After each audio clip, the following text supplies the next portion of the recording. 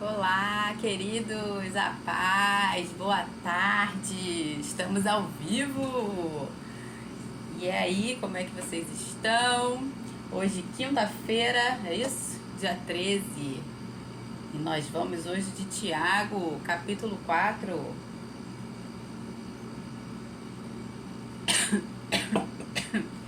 Cheguei engasgando.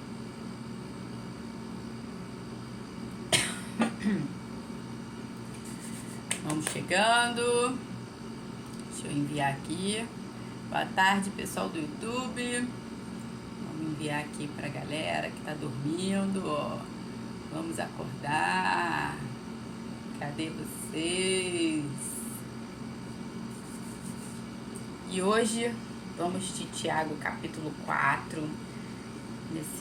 Essa carta maravilhosa que nos confronta, que nos exorta a vivermos de modo digno com a fé que nós professamos. E bora começar. Tiago, capítulo 4. Abra aí sua Bíblia, pega seu papel e caneta, pega sua água e bora lá. Capítulo 4, versículo 1. De onde procedem as guerras e brigas que há entre vocês? De onde, senão dos prazeres que estão em conflito dentro de vocês? Aqui Tiago ele faz uma pergunta e ele mesmo responde com uma outra pergunta, né? De onde procedem as brigas e guerras que há entre vocês? De onde, senão dos prazeres que estão em conflito dentro de vocês, né? Em outra versão, essa palavra prazeres está paixões. São essas paixões que estão em conflito dentro de nós é que promovem todas as guerras. E que paixões são essas, né? A palavra fala para que a gente não ame o mundo e nem as coisas que há no mundo. Então, quando a gente deixa de cumprir aquilo que Deus manda, que é amar a Deus sobre todas as coisas, acima de toda e qualquer coisa, e começa a amar outra coisa mais ou em equivalência ao Senhor, aí começam essas guerras. São essas guerras entre paixões. Oi, mami. Oi, Dinda. São essas guerras entre essas paixões que geram todos os conflitos. E mais uma vez parece que Tiago está mudando de assunto aqui, mas ele não está, né? Ele está denunciando novamente essa incoerência que a gente viu anteriormente, né? Que parece uma incoerência espiritual no meio daqueles que dizem crer em Cristo, mas não vivem de acordo com a fé que eles professam. Boa tarde. Mas não vivem de acordo com a fé que eles professam, né? E quando nós permitimos que a nossa natureza carnal nos domine, essas paixões vão ficar cada vez mais conflitantes, tá? A gente passa a amar mais o mundo e as coisas que há no mundo do que Deus, quando nós deveríamos fazer o oposto, que é crucificar essa nossa natureza carnal. Então, por que a gente deveria crucificar essa nossa natureza carnal? Porque se a gente diz crer em Cristo, e ele começou o livro de Tiago, não sei se vocês lembram, mas ele começou a carta exatamente dizendo... cadê? Não, foi no capítulo 2. No capítulo 2, ele começou dizendo exatamente isso. Meus irmãos, vocês não podem ter fé em nosso Senhor Jesus Cristo, o Senhor da glória, e ao mesmo tempo tratar as pessoas com parcialidade. Ele falou sobre parcialidade, mas ele está relacionando isso o quê? Vocês não podem ter fé e viver dessa maneira.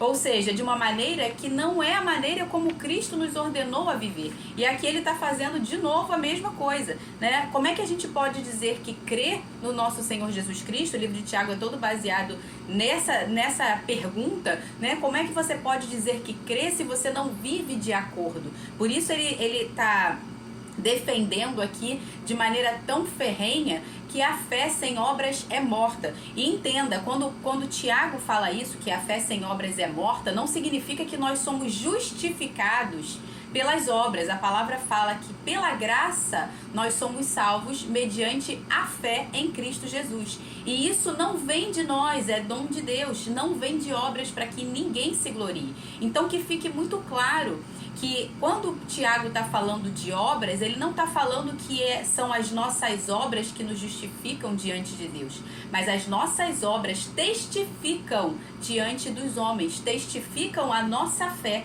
testificam daquilo que nós dizemos crer. Elas são como se fosse a prova, o testemunho de que nós verdadeiramente cremos em quem dizemos crer. Então, se nós verdadeiramente cremos em Cristo, então essas paixões não deveriam estar em conflito, não deveriam estar nos dominando. Por quê? Em 1 Pedro, porque a gente deveria andar como Cristo andou, né? E não conforme a vontade da nossa carne, da nossa natureza carnal. Em 1 Pedro 4, 1 e 2, essa passagem de Tiago agora me fez lembrar, ontem estudando sobre isso, me fez lembrar desse texto, né? Que diz assim: ora, tendo Cristo sofrido na carne, armai-vos também do mesmo pensamento, pois aquele que sofreu na carne deixou o pecado, para que no tempo que vos resta na carne já não vivais de acordo com as paixões dos homens, mas segundo a vontade de Deus. E aqui eu preciso fazer uma distinção entre carne e corpo, porque isso é um conflito muito grande, não só entre os cristãos, mas também entre aqueles que estão chegando agora e estão entendendo: peraí, a gente tem que matar a carne, como é que é isso, como é que funciona esse negócio, eu tenho que me matar, né?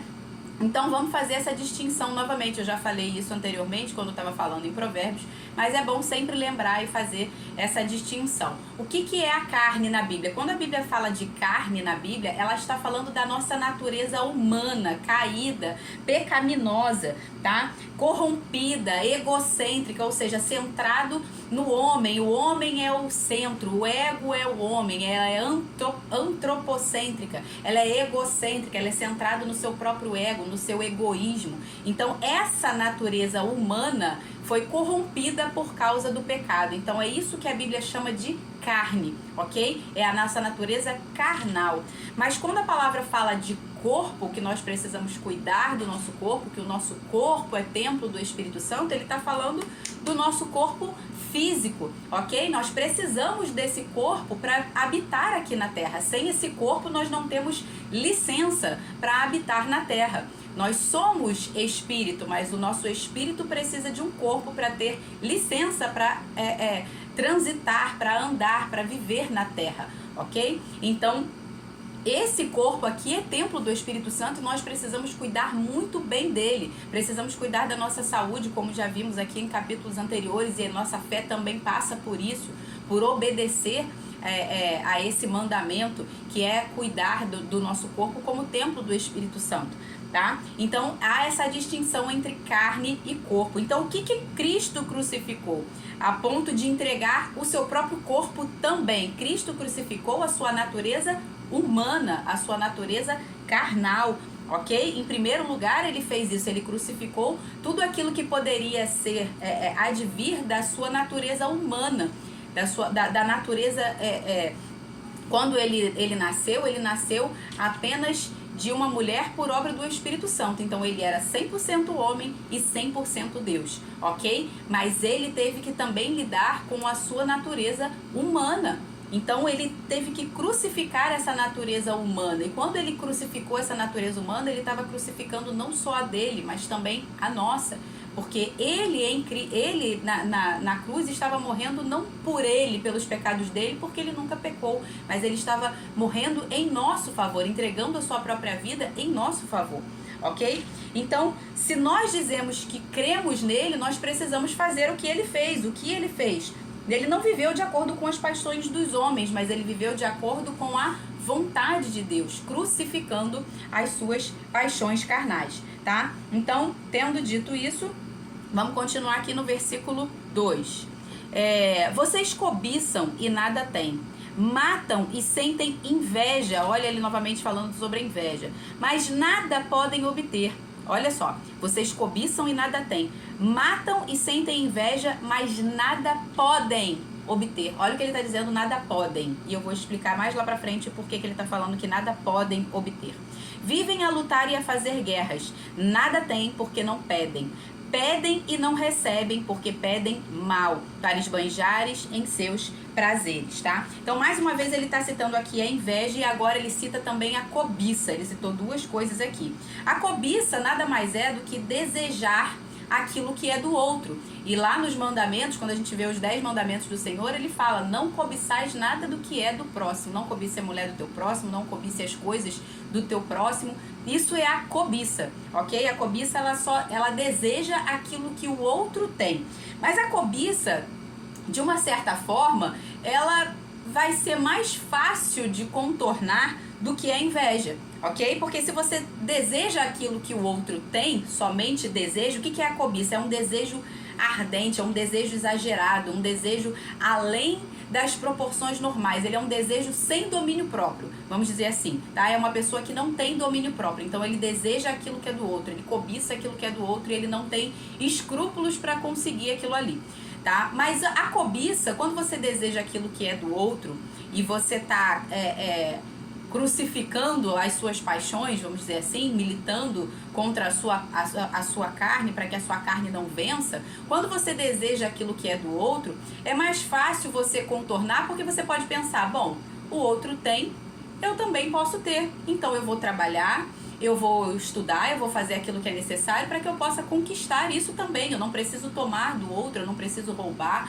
eu não preciso adulterar, eu não preciso fazer nada disso. Eu posso fazer com que eu também tenha de uma forma lícita, de uma forma que glorifique ao Senhor, ok? Já a inveja não. A inveja, ela é diferente. Ok? Ambos são pecado, ok? Eu não estou tentando amenizar aqui a situação, mas eu estou falando aqui de uma questão prática. E agora você vai entender o que acontece no cérebro da pessoa invejosa e por que isso é mais complicado ainda, é pior ainda, e por que lá no capítulo 3 ele falou com relação à inveja, né, de uma certa forma ser quase que a raiz de todos os conflitos e de todas as guerras, tá? A inveja, a pessoa não só deseja o que você tem ou deseja ser quem você é, não é somente isso. A inveja, a pessoa invejosa, ela sente ódio, ela sente pesar, ela sente dor, ela sofre, ela tem desgosto por você ser quem você é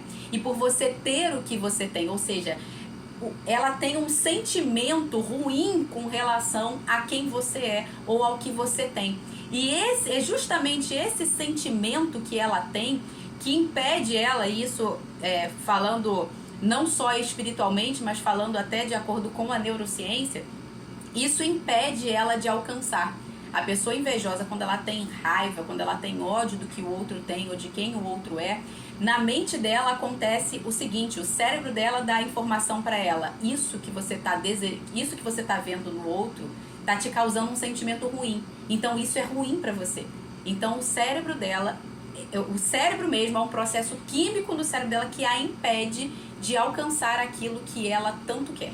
Então ela inveja, ela cobiça aquilo com inveja, não só a cobiça, mas ela é de maneira invejosa, ou seja, ela tem um sentimento ruim, um sentimento negativo com relação a você. E como ela não consegue conquistar aquilo, não só por uma incompetência, não só por preguiça, não só porque ela não conseguiu por outros motivos qualquer que seja, mas justamente por causa desse bloqueio que acontece na mente dela. É como se o cérebro dela estivesse protegendo ela.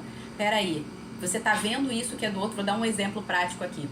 Uma pessoa invejosa, você comprou um carro novo e uma pessoa invejosa olhou você com raiva, com ódio, porque ela queria ter aquele carro e ela não tem, então ela te odeia por isso. E esse ódio faz com que ela queira que você não tenha. Ok? Ela vai olhar com você e ela vai ter raiva e ela quer que você... Ela não basta para ela, como a cobiça, não basta para ela correr atrás e ter, não é uma coisa que ela seja alheia de qualquer tipo de sentimento, ok? Ela tem um sentimento com relação a isso ruim. E por ela ter esse sentimento ruim, o cérebro fala para ela assim, isso que você tá olhando não é bom, então eu vou impedir você de ter isso. Eu vou fazer com que você, toda vez que esteja perto de alcançar isso, você mesmo vai se boicotar e você não vai conseguir alcançar isso que você quer, mas como o seu sentimento ruim, é ruim, o seu cérebro entende que aquilo é ruim para você. Então ele não vai deixar você ter o carro que a pessoa tem, porque você deu a informação para o seu cérebro que aquele carro é ruim, porque você sentiu ódio ao ver a outra pessoa ter. Então, uma dica: você atrai aquilo que você glorifica a Deus pela sua ter, aquilo que você se alegra. Por isso que a palavra de Deus fala, né, para que a gente se alegre com os que se alegram e para que a gente se entristeça com os que estão tristes, né? A gente precisa consolar os que choram, mas precisa se alegrar com os que se alegram. Tem até um coach, né, que é o Paulo Vieira do método CIS que eu fiz, ele fala, né? Você atrai aquilo que você aplaude. Então, quando você vê uma pessoa tendo conquistas, se alegre com ela, abençoe ela. Principalmente se você tem esse problema com a inveja, com a cobiça, né? Se alegre com ela, porque se no teu entendimento, se no teu cérebro tem essa informação de sofrimento por aquilo que a pessoa está conquistando, isso vai te impedir de alcançar isso e vai fazer você retroceder ainda mais, porque o teu cérebro vai entender: riqueza é ruim, ter bens é ruim. Então isso vai gerar em você mais e mais o quê? Pobreza, miséria, não só financeira, mas espiritual, almática. Isso coloca você numa situação de miséria total. Então, entenda isso, ok? De maneira muito, com muita atenção, para que você não permita que a inveja faça morada no teu coração. E se você tem esse problema, não minta. A palavra fala lá quando a gente viu aqui em Tiago, no capítulo 3 mesmo, não foi que a gente viu? Deixa eu ver aqui.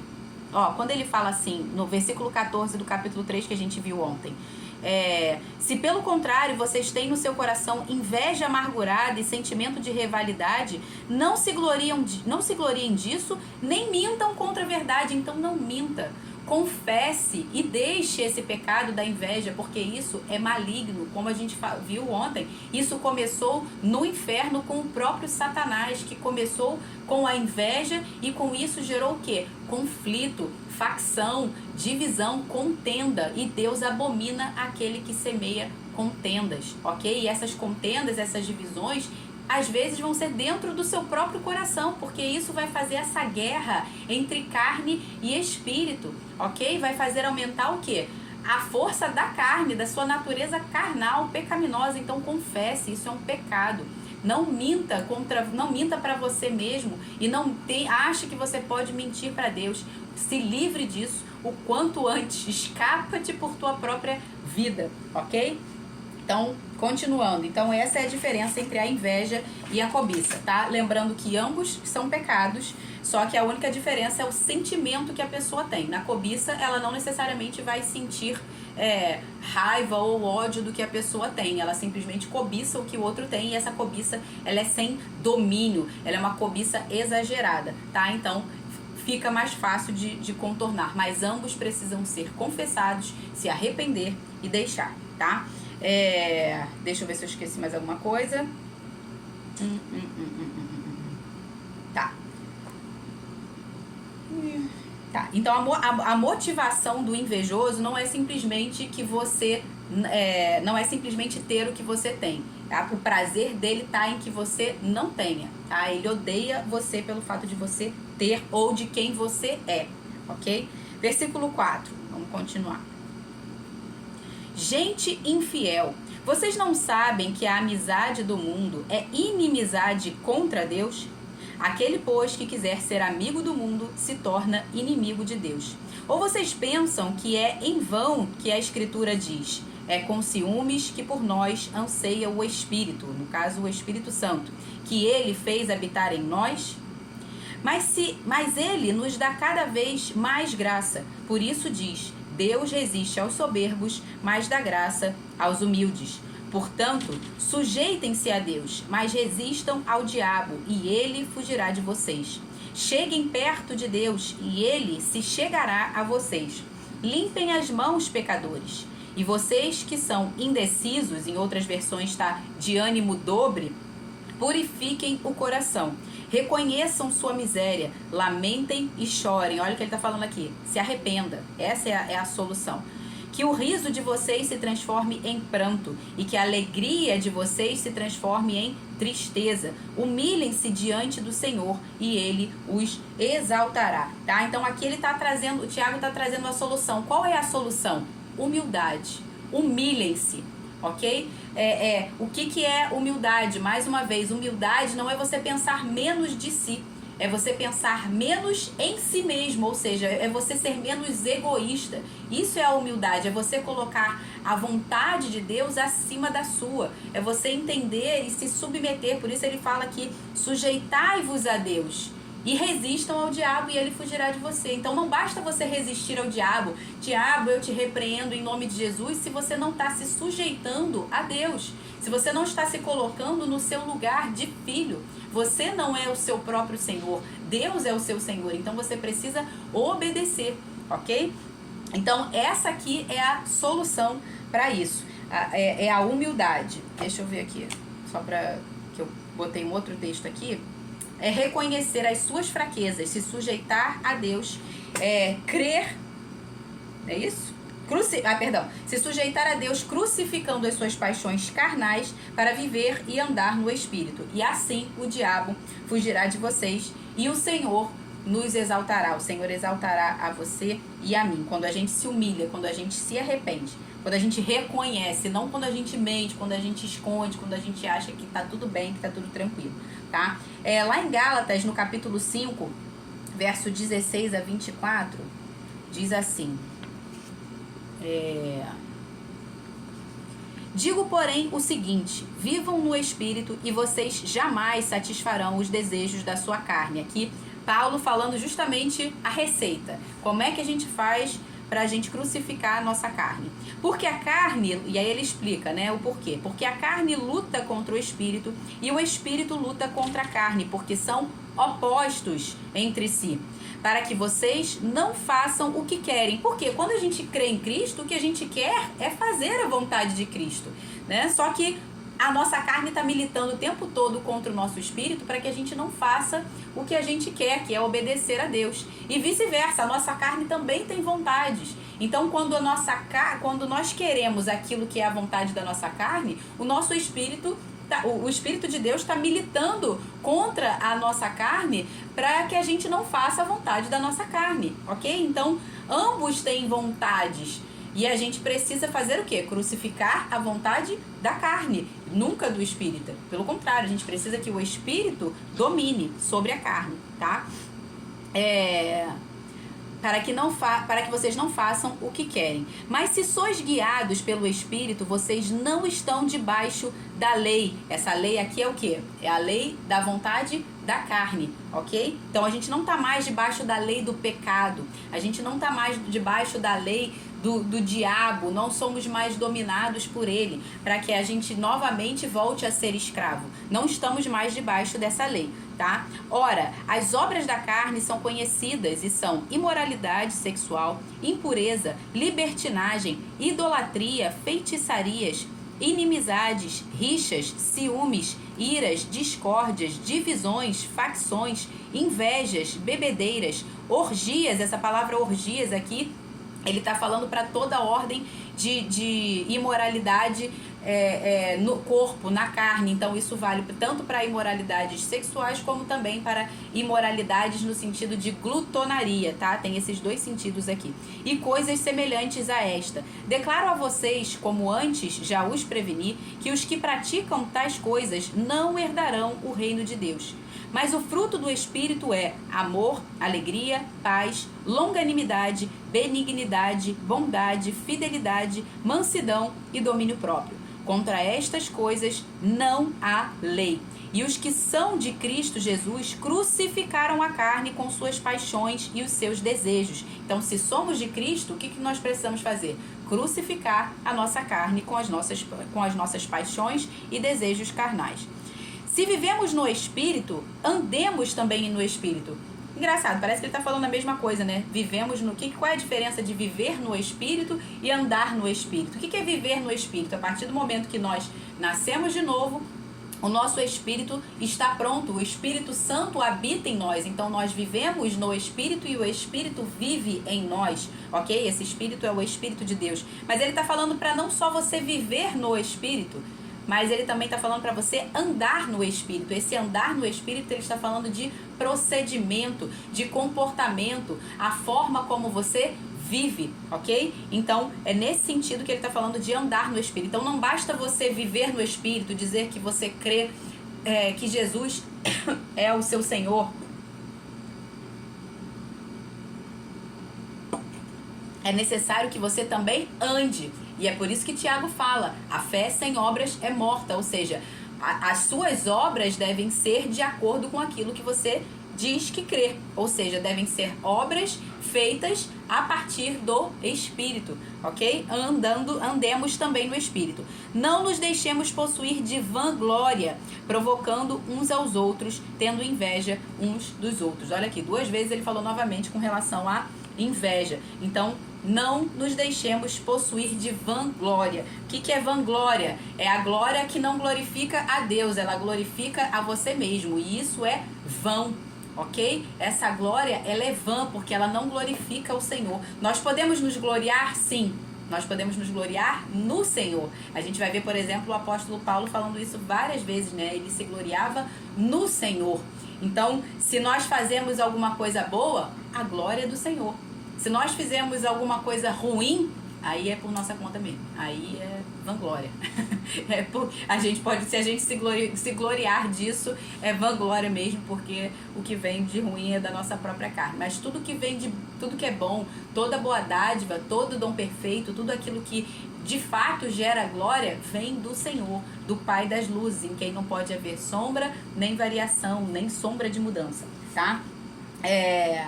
Então, a solução é essa: se humilha, se arrepende. Verso 11. Irmãos, não falem mal uns dos outros. Aquele que fala mal do irmão ou julga a seu irmão, fala mal da lei e julga a lei. Ora, se você julga a lei, não é observador da lei, mas juiz. Um só é legislador e juiz. Desculpa.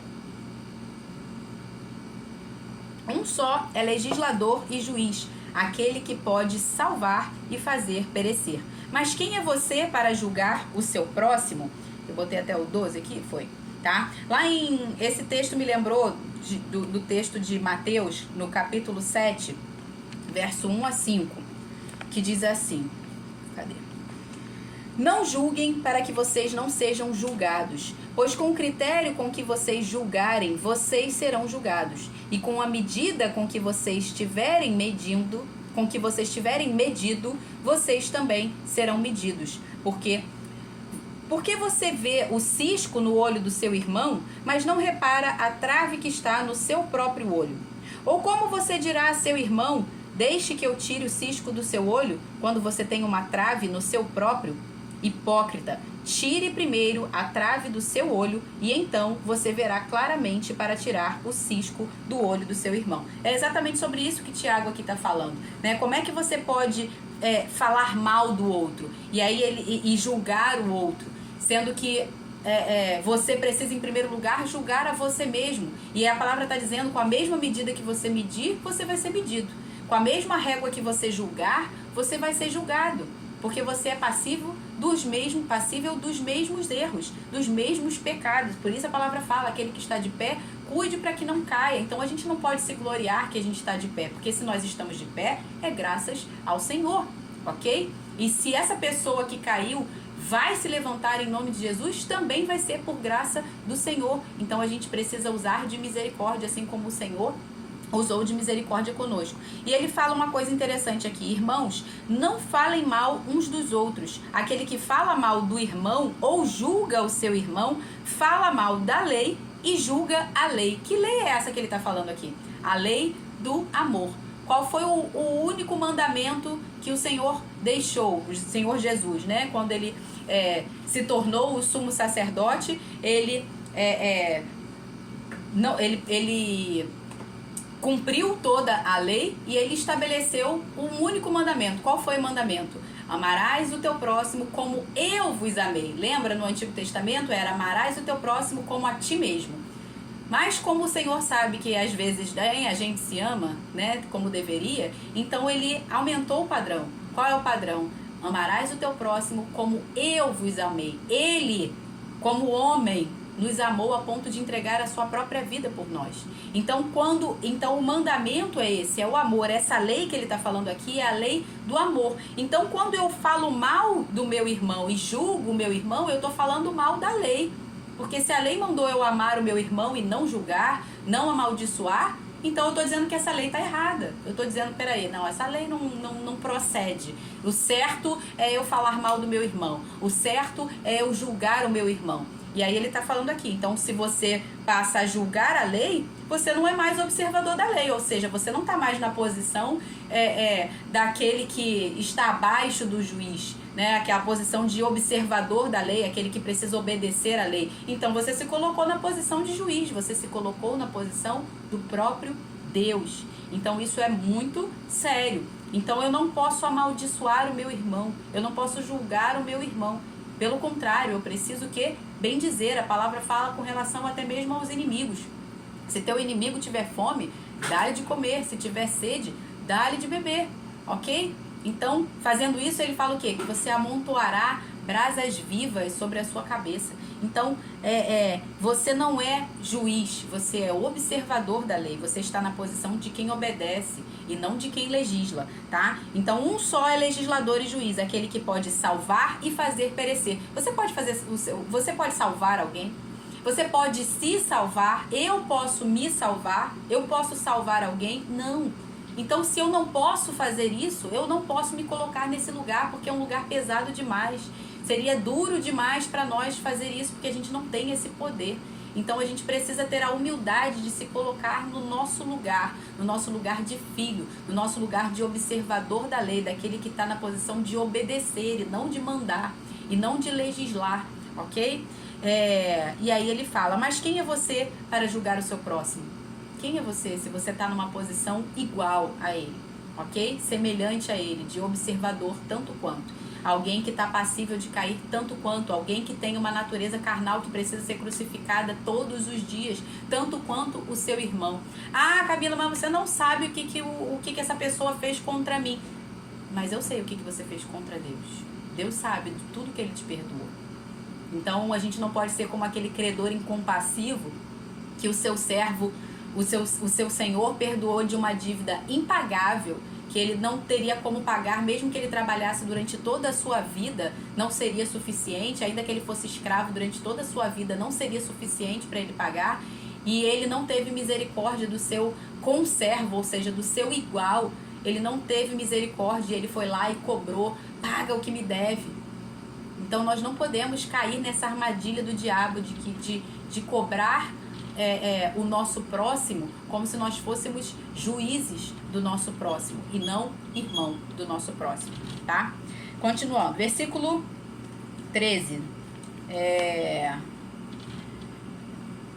Escutem agora vocês que dizem, hoje ou amanhã iremos para a cidade tal, e lá passaremos 1 ano e faremos negócios e teremos lucros. Vocês não sabem o que acontecerá amanhã. O que é a vida de vocês? Vocês não passam de neblina que aparece e por um instante e logo se dissipa. Em vez disso, deveriam dizer, se Deus quiser, não só viveremos, como também faremos isto ou aquilo. Agora, entretanto, vocês se orgulham das suas arrogantes pretensões. Todo orgulho semelhante a esse é mau. Portanto, aquele que sabe que deve fazer o bem e não faz, nisso está pecando. Se a gente olhar esse texto aqui fora do contexto, se a gente pegar só esses versos aqui que eu acabei de ler e não ler tudo que a gente leu até agora no livro de Tiago, lembrando que os versículos e os capítulos foram colocados depois, tá? Mas as cartas são cartas inteiras, um contexto completo que a gente precisa ler e entender, tá? Então, se a gente faz isso fora de contexto, se a gente lê esse texto aqui agora fora de contexto, a gente vai achar que ninguém pode fazer planos, que ninguém pode se planejar para nada. E não é isso que a palavra está falando aqui. Ele está falando, a gente precisa entender que o contexto aqui, ele está falando com quem? Com pessoas orgulhosas, pessoas invejosas, pessoas que acham que são independentes de Deus, que são pretensiosas, ok? Que não se submetem a Deus, que não submetem a Deus os seus planos, que não submetem ao Senhor aquilo que estão fazendo, que não consagram ao Senhor tudo aquilo que fazem. Então é desse tipo de pessoas que estão obedecendo à sua carne, à vontade da sua carne. Logo, os seus planos serão de acordo com a vontade da carne. E quando a palavra está falando isso, ela não está falando daqueles que estão de fato crucificando as suas paixões, não está falando de pessoas que obedecem, não está falando a pessoas que se sujeitam a Deus, que consagram ao Senhor tudo que fazem, ok? Então a gente precisa entender o contexto.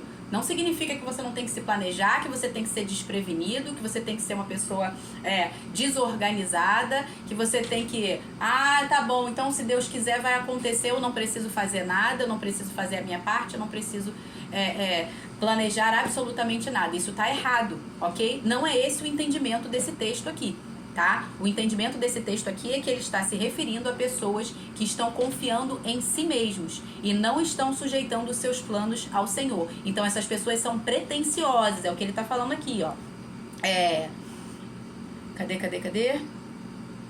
Se Deus quiser, não só viveremos, como também faremos isso ou aquilo. Agora, entretanto, vocês se orgulham das suas arrogantes pretensões. Então, ele está se referindo a pessoas que se orgulham das suas arrogantes pretensões e não daqueles que se submetem, né? Ou seja, que estão falando aqui, se Deus quiser, não só viveremos, como também faremos isso e aquilo. Ou seja, que fazem os seus planos de acordo com a vontade de Deus e não de acordo com a sua própria vontade, tá? Cadê? Deixa eu ver aqui. Lá em Provérbios, no capítulo 16, no verso 3, diz assim: consagre ao Senhor tudo o que você faz e os seus planos serão bem-sucedidos. Ou seja, Provérbios está nos dizendo que nós precisamos planejar, mas nós precisamos consagrar ao Senhor hoje. Precisamos consagrar no presente, não só os planos, mas tudo o que nós fizemos. E aí os nossos planos serão bem-sucedidos. Tem uma frase que agora... Uma pena que eu não lembrei dela antes para poder pegar o autor da frase, que diz assim, ame a Deus e faça o que tu queres. Por quê? Porque se você ama a Deus verdadeiramente, o seu querer vai estar de acordo com a vontade dele, ok? Mas o que a gente tem visto? Eu quero ser feliz. Então o diabo fala assim, faça a sua própria vontade, vai ser feliz, ok? Assinado diabo. Se te faz bem... não é pecado. Se faz você feliz, não é pecado. Então vá ser feliz. Assinado o diabo. E essas pessoas vão pagar um preço muito caro por estar fazendo a vontade da sua carne, não a vontade do Senhor. Elas fazem planos, mas são planos que vão dar em morte. A palavra fala, há caminhos que para o homem parece direito, mas no fim dá em morte. Para que homem? Para o homem que confia em si mesmo, para o homem orgulhoso, para o homem que não está submetendo a sua vontade à vontade de Deus, que não está consagrando ao Senhor tudo que ele faz e quem ele é. Então essas pessoas, o fim deles, os planos deles vão dar em morte. Então não trata-se aqui de não planejar, de não fazer planejamento. Trata-se de você consagrar a Deus quem você é e tudo que você faz hoje. E aí sim, os seus planos vão ser bem-sucedidos. Por quê? Porque os seus planos vão estar de acordo com a vontade de Deus. E a vontade de Deus para você é boa, perfeita e agradável. Mas aquele que está andando de acordo com a vontade da sua carne, todos os seus planos vão dar em morte, ok? Então, a vontade do Senhor para nós é boa, perfeita e agradável. A nossa vontade não é, ok? Então, se a nossa vontade não é boa, que sentido faz eu andar de acordo com a vontade da minha carne e não de acordo com a vontade do Espírito? Que bem há em eu ser guiado pela minha carne e não ser guiada pelo meu Espírito, ok? Então, muito cuidado. Essa frase, depois eu vou pesquisar o autor dela, né, que eu acabei de falar aqui. Ame ao Senhor e faça o que tu queres. Agora, se você ama a sua carne e faz o que tu queres, o fim é morte. Então, ame ao Senhor. acima de todas as coisas e faça o que tu queres, porque a sua vontade vai estar de acordo com a vontade dele. Agora, se você ama a sua carne e fizer o que tu queres, aí vai estar lá, assinado Satanás. Ele sabe muito bem onde vai dar e aonde ele vai te levar, e ele tem um barquinho prontinho para te carregar para esse lugar, tá? Em vários textos na Bíblia, então, voltando aqui, né? Esse texto aqui não está se referindo a gente não fazer planos, tá? Está se referindo a gente consagrar ao Senhor ao nosso plano. E a prova disso, de que a Bíblia não diz isso, lembrando que a gente tem que ler o texto, não só no contexto do livro, mas também no contexto de toda a Bíblia, porque a Bíblia ela não se contradiz, e você vai ver em vários textos o Senhor nos ordenar o quê? A estar preparados, a estar pronto, a vigiar, a se organizar para o que está por vir, principalmente para os tempos do fim. Então isso está se tratando especificamente de quê? De fazer um planejamento, de se organizar, tá? Então, porém, esse planejamento é o quê? De acordo com a vontade de Deus, de acordo com os princípios de Deus, de acordo com o que Deus já nos informou que está por vir, ok? Então, a gente precisa sim fazer planejamento. E o exemplo disso é a parábola das 10 virgens. Eu não vou ler aqui porque vai ficar muito extenso, mas depois, se você quiser ler completo, tá em Mateus capítulo 25, do verso 1 ao verso 13, eu recomendo que você leia, tá? O que é a parábola das 10 virgens? Jesus, quando contou essa parábola, falando com relação ao tempo do fim, ao que estaria por vir, ele fez essa parábola, né? Porque ele falava por parábolas para que os fariseus, para que aqueles que não se submetiam à vontade de Deus, para que eles não entendessem, e sim os discípulos. Ele diz que as virgens prudentes fizeram o quê? Um planejamento. Elas se organizaram, elas vigiaram. Então elas não foram como as tolas. As virgens prudentes, elas ouviram o que estava por vir, o que estava para acontecer, fizeram um planejamento. Mas elas não só fizeram um planejamento baseado naquilo que a palavra diz, mas elas previram algo que poderia acontecer. E se o noivo se atrasar? Então é melhor eu preparar uma quantidade de azeite maior, porque pode ser que ele se atrase. O noivo disse que se atrasaria?